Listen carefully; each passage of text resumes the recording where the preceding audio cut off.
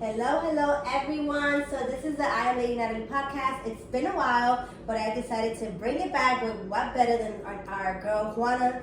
We're gonna dig deep into your story today, girl. So I want to know the in and outs of your childhood, growing up, becoming an entrepreneur today, launching your brand, all the things that you have going on. So welcome, Juana. Tell me a little bit about you before I just throw everything that I did research on. Hi guys, Juana, like Natalie said. So a little bit about me. I'm the oldest of four. I was born to a 21-year-old mom and a 51-year-old dad. So there was a huge age gap. Clearly there was a lot of differences, so it didn't work out. They did have me and my brother before the situation ended.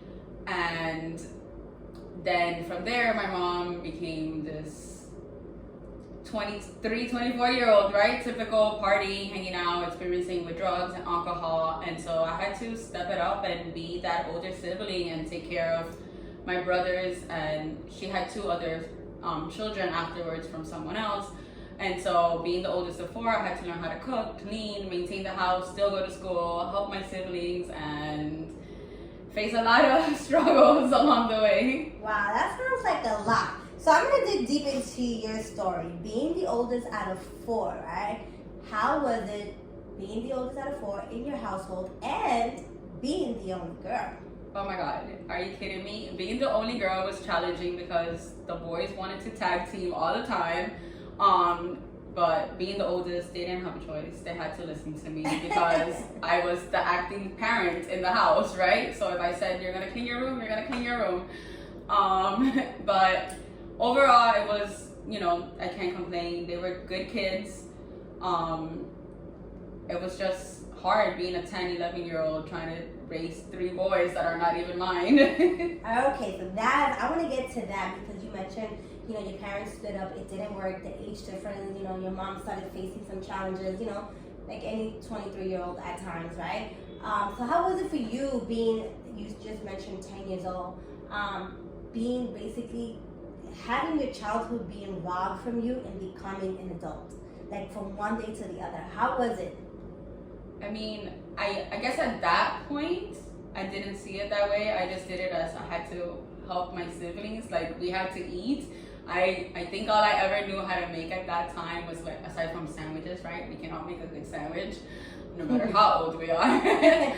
But like, I think rice and eggs or like mashed potatoes, and we survived on that, or chicken noodle soups. Okay. Nothing that required too much fire because I was so scared of burning down the house. So how was having to face all of that and being an adult at such a young age, taking care of your other siblings? What were the challenges you faced in school then? Honestly, school was my escape. Like, it was my time where I didn't have to care about or worry about anyone but me and my grades and my friends, and that's when I actually got to be the 10-year-old that I was. Wow. Did any of your teachers ever notice? Not when I was little. If they did, nothing ever happened. I did have, later on in the story, a teacher in high school who intervened, but as a child, I don't know that they knew. Okay. And for how long did you so this started at 10 years old. When did you, you become a teenager then, and your siblings are growing? Where is mom by the time you become a teenager? We were not even with her by the time I became a teenager. So like I said, she was being a typical, I guess we can say, right? 20-something-year-old. And so my two younger siblings were like 4 and 5, running around in the house by themselves in the yard. We used to live in it was like a little community, like 5 or 6 houses. So the backyard was like completely shared for everyone. And there was a 4 and a 5-year-old running around with no supervision. So eventually they called DCF, and they came and took them while me and my other brother were in school. So we came home and not knowing what had happened. Oh my God, how did you, when you got home and you see that your siblings, your younger siblings were not there? I was scared. I was scared shitless. Like, I'm like, where are they? Like, what happened? Who took them? Like, one of the neighbors said, DCF came and took them. I guess somebody reported because they were always home alone or whatever. And I was like, okay. So then I had to tell my mother. Imagine that, I'm the one that has to tell her that something's wrong in the house with her kids. So she came home and we packed and left that same night because she was scared that they were going to come take me and my brother. So who's we? You, your older brother, and her? Yeah. And where did you guys go? We went to her friend's house. Couple of, I don't know if it was days or weeks later, they came knocking on the door in the middle of the night and took me and my brother as well. Now, in the process of between this that you guys went to, I know this must be hard remembering this as a kid, these struggles. What was going on with your two younger siblings that they took? Like, where were they then? Honestly, I'm assuming they just went to foster care. Like, we were children. We don't know. Did you ever get in contact with them again? No, we did. So, once they took me and my older brother of the three, and I'm sorry, I'm just saying brothers. I don't have anyone's permission to mention their names, so they're That's just gonna fine. be No, brothers. completely understand. So once they took me and my brother, then someone that was like our godparents, like a family friend growing up, got involved, and they said, no, I'm gonna take these kids, like literally all four of us. Wow. And she, to this day, I call her mom. That's amazing. He is no longer really part of the picture for similar circumstances. But they took all four of us, and she already had 3 kids of her own. Oh my God. So now here comes you 4 and into another home, and now it's 7 of you little rascals. Let's call them little rascals, right? Yeah, running literally. around. What a lady with an amazing heart. Yeah. Everything was not sugar and spice and everything nice, but we had someone who cared enough to want to take responsibility for kids that were not even theirs. And we managed through that a couple of years. I mean, I'm not gonna say it lasted a long time. I mean, you already have 3 kids, and then here come 4 kids that are not yours, that you're responsible for. At what age were you guys already when you went into her home? I'm gonna say I was maybe 13 or like right preteen, teen age. Like say 12 to 14, that age group. And I mean, she was a school bus driver, so her income, I think she made like $12,000 a year. We're talking about years ago. Let's Yeah, but like $12,000 a year is trash. No matter how, like for 7 kids and a house and a husband who's also abusing alcohol, and it's no money. So eventually she did give up my 3 siblings, and they went to foster care. And she kept me because, quote unquote, I was the only girl. I was already a teenager. She didn't want me to get molested or raped or whatever. How do you feel about that, having to be separated from your other siblings? It was hard, but like, I didn't really have a choice. Like, You as a kid yourself still. and not only that, I mean, even if she would have given me up, there's no guarantee that all 4 of us would have been together. Because once you go into foster care, people just take a kid here, a kid there, like whatever, based on what the foster family wants. And in all of this, I know you mentioned your mom, she took the wrong path. Where was your biological father in all of this? So from what I've heard, because I personally don't know, after they split up, he basically became a homeless alcoholic. He was living in the streets, just getting drunk every day. One day they tried to rob him and they hit him in his head, and he had like a brain hemorrhage and he passed away. Oh my God, I'm so sorry to hear that. I was already living with my mom, so. You mean your mom, the one that took you guys in? Yeah. Okay, because I know you said The only mom that I have. How many years ago did this happen? I was probably 12, 13, and I'll be 40 next month. Oh my God. Yeah. And they didn't want to tell me, which is weird because me and my dad had just technically met, because it so happened that this family that took us knew him as well, and like we're trying to like build a relationship, but because he was homeless and an alcoholic, like it was hard. How do you have a relationship with someone who's living in the street? Like, it was weird, and I was a kid, like I don't know what to do. Like I know this. I just have to say that it takes a lot of courage to speak about things like this. childhood struggles, becoming a kid from one day to the other, becoming an adult, you know, foster home, father dying at a young age, mom still not in the picture, I'm assuming, you know, through all of this. Biological mother? Yes. No, she's still not in the picture now, and I'm going to be 40. So a little bit fast forward, you was in your teenagers with your mom that took you in, right? Then your other 3 siblings are in foster home. So we're not gonna talk about them. This is your story. Okay. Once your brothers left, how was life for you in this new home with your mom that's raising you, and how did it was the transition now from a teenager to actually becoming an adult of age, because you became an adult at a young age, but now Right. we're gonna talk about age, you know? So, once my siblings were put back in foster care, I was probably around, I don't know, 14, 15. So my first year in high school, I was a total bad kid. We all go through that. Because I'm like, being in this home where there were 7 kids and we're literally back to back to back to back, we all were in school together. But being the oldest, I got to go to high school by myself, like that first year. So I was horrible. I failed every class. I skipped almost every day. Wait. While my mom was the bus driver, taking me to and picking me up from school. Now, this was you being rebellious, or this was you, like, what made you? This was me having freedom. Freedom. I Not was having like, to take care of little kids, like, right?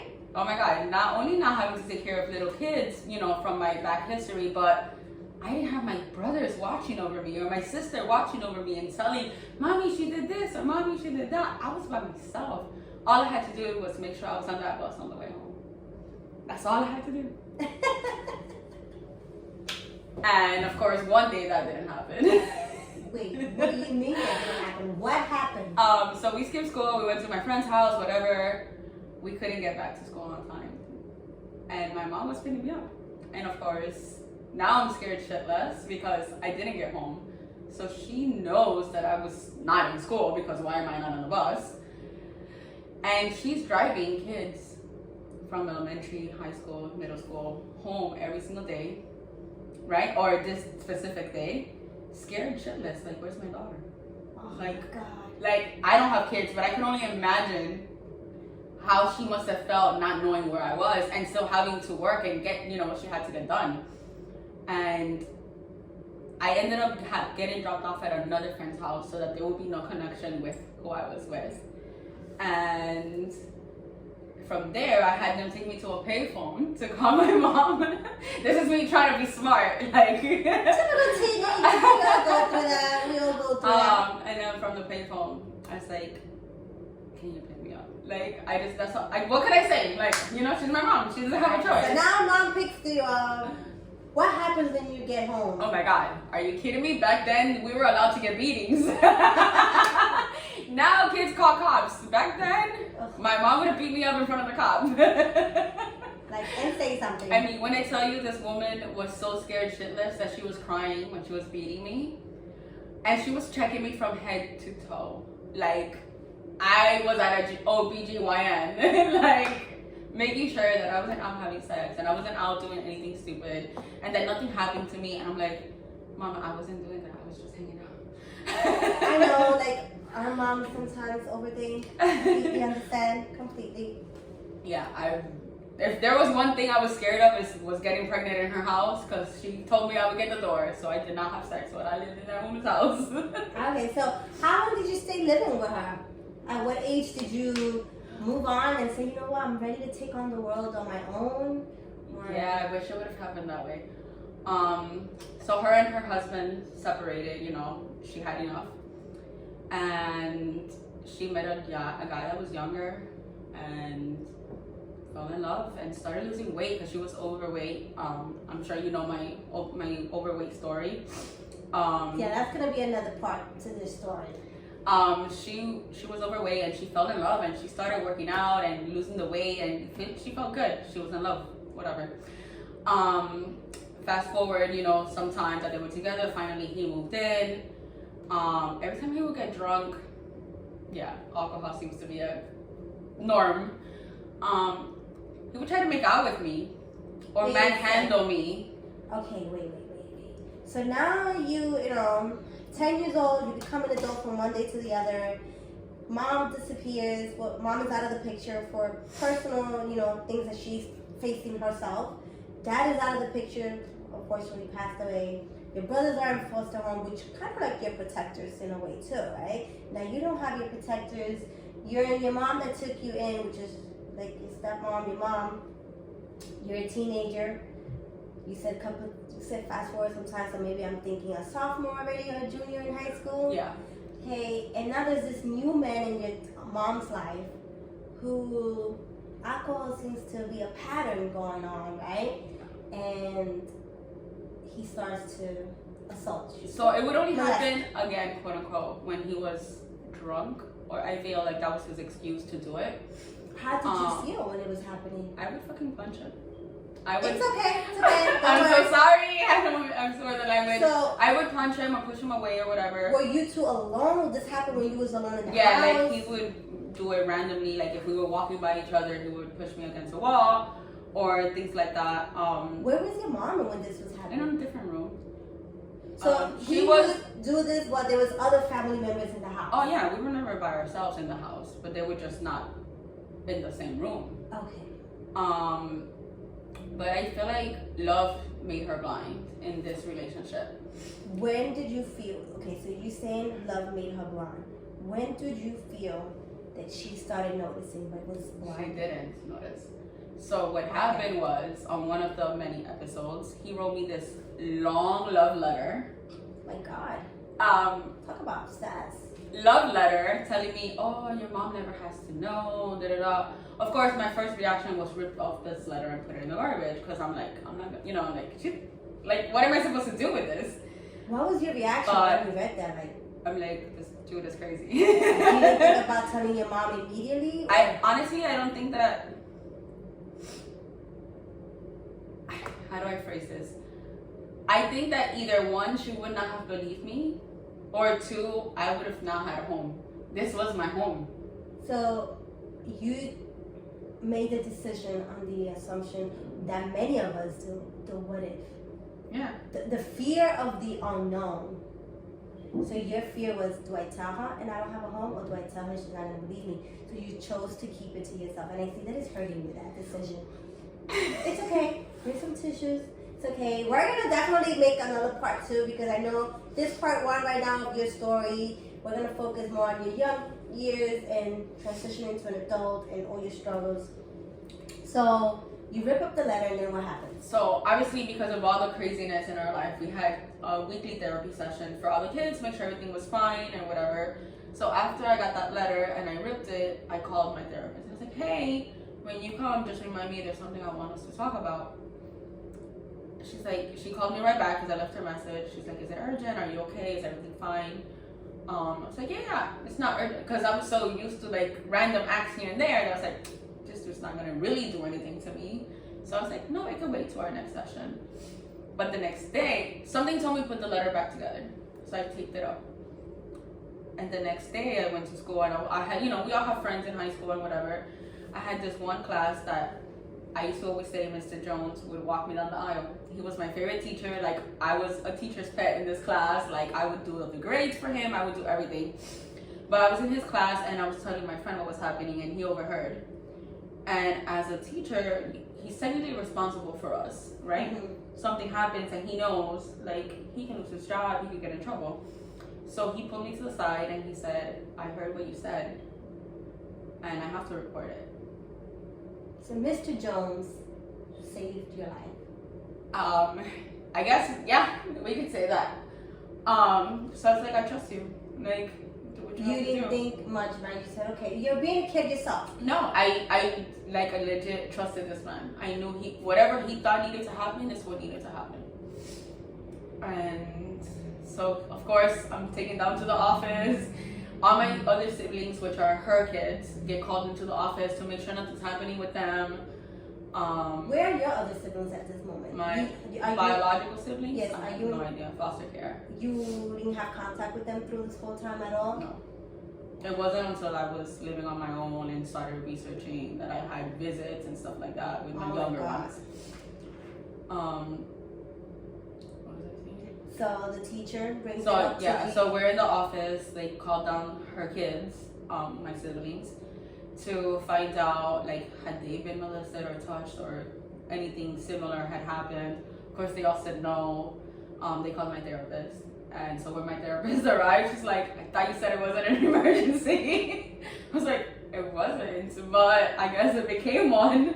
She's like, "Juana, no, these things you have to discuss. Like, you have to tell me right away." I was like, "But it's been happening the entire time. Like, this was just an addition to." So when you say it's been happening the entire time, and I'm sorry, but if this is a little personal, like, was it just like passing by and tapping your behind? Was it just like how far No, did he go? was grabbing, and not like, "Oh, I'm sorry, I touched you by mistake."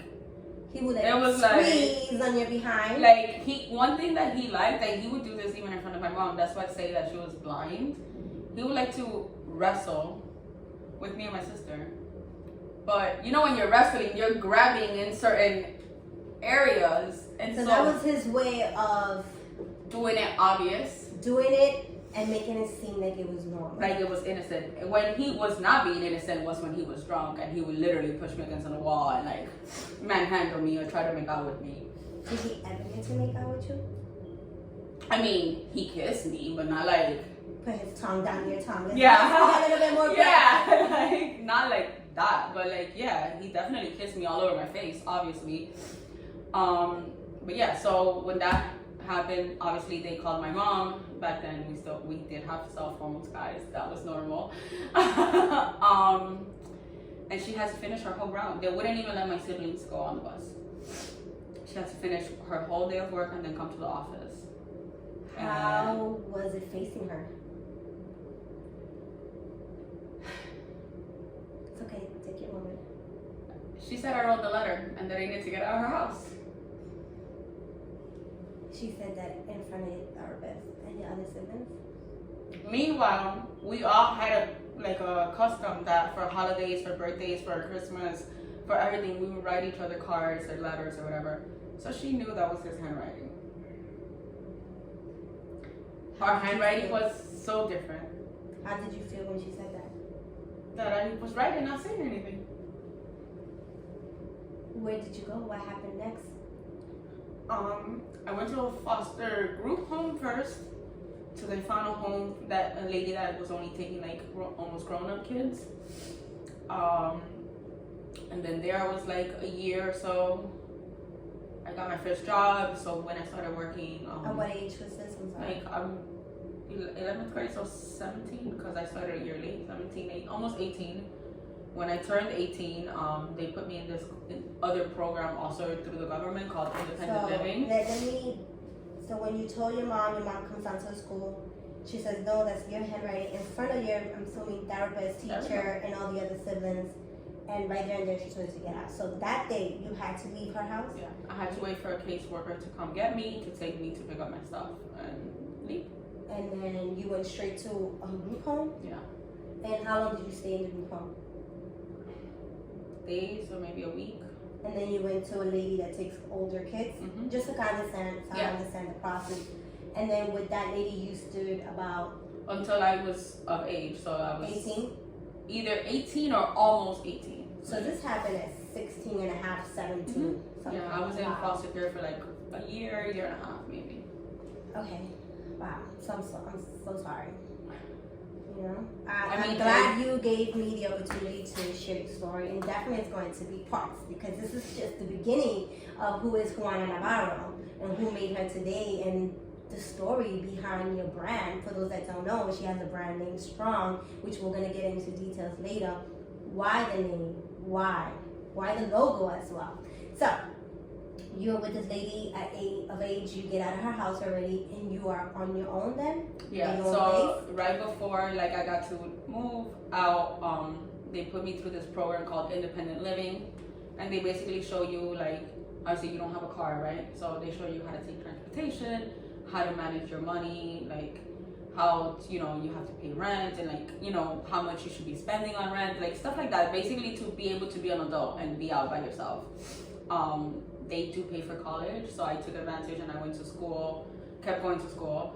I don't have any specific degree, but I wanted to know how to do everything and anything, so I studied a lot of different things. When this is happening, did you get in contact finally with your siblings? So once I had a car, I through the caseworker, I knew where they were. I just didn't have a way of, getting to them and whatnot. So you would speak on the phone with them? Yeah, the Okay. oldest was away in Job Corps. He was trying to better himself because he was a little troublemaker. The other two were, luckily they kept trying to keep them together. So if they were apart, it wasn't for a long time. One tended to misbehave. The other one was the smallest, so he didn't know any better. So it was hard to keep them together because they didn't know what was going on. They were kids when everything really started happening. Wow. But once I had a car, I would do visitations, not every day, every week, but at least once or twice a month, I would try to go see them and So how old are you at this time?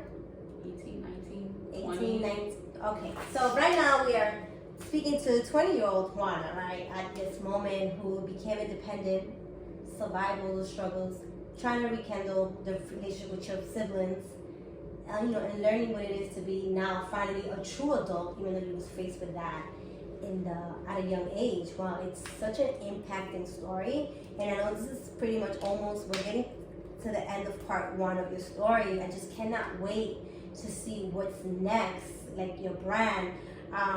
If anyone out there is hearing this part one, any other young lady or young man going through the things that you went through, what advice would you give them right now? Don't give up. Don't give up. Can't say anything else. What would you tell today that 10-year-old Juana?